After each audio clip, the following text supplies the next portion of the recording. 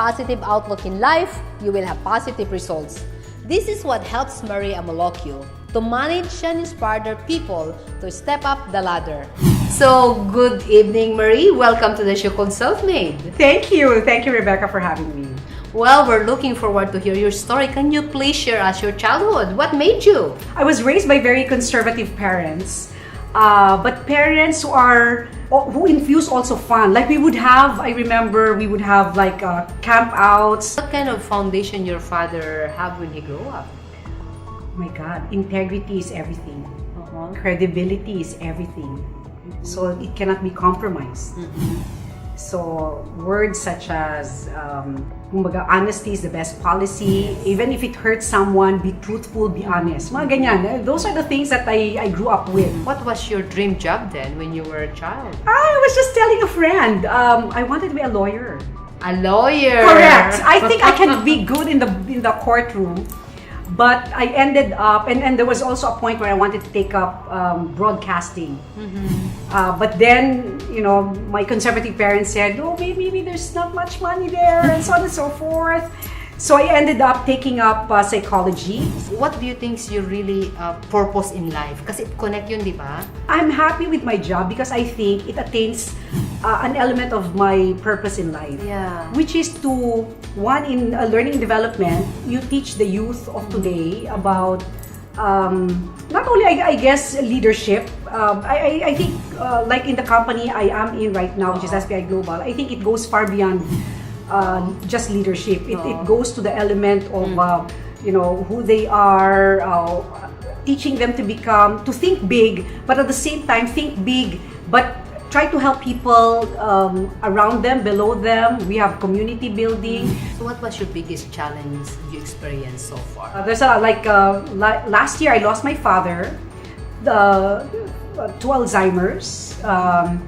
Never realized that a family member could actually go through that kind of horrific experience. I don't know if it's equally challenging or more challenging was losing my mom when I was in third year high school.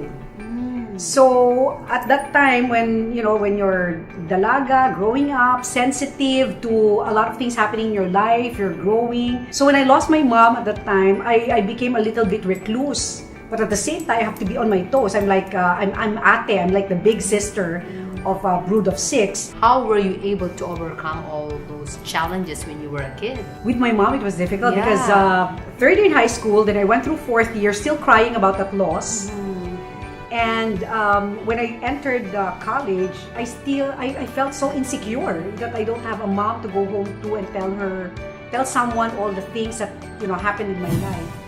So I had a lot of friends that became the some anchor of my existence at that time.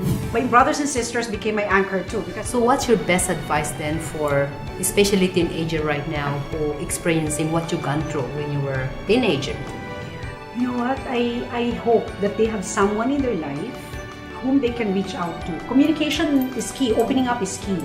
So my advice to the young folks who are in the same situation, who lost a loved one, and they felt like the world crumbled upon them, is anchor their faith in God.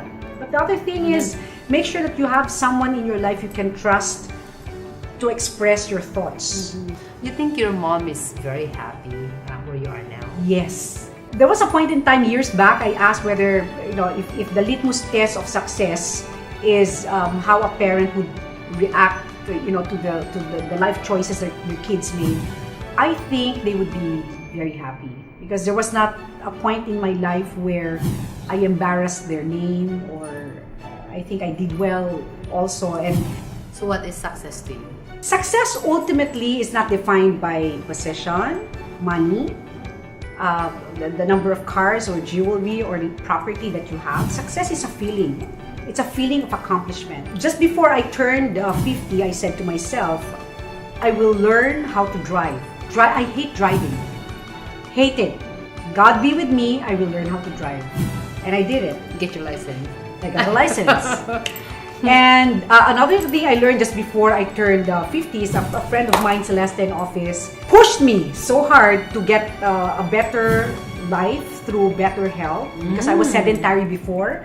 I was 50 pounds heavier than what I am today. So she enrolled me in boxing, and it's her care for me to push me to an uncomfortable place, and I did it. So now we've been doing it for the last 1.5 years. Boxing that now eventually evolved to Muay Thai, and now we're doing TRX, and that's why we've kept ourselves healthy. A good BP, not above 120, 130. Too much revelation, I think, diba? What is your best message to your parents and wish? I'm sure they're listening to you right now. And I know they are watching me. They are, I think, my message is that clearly I love them.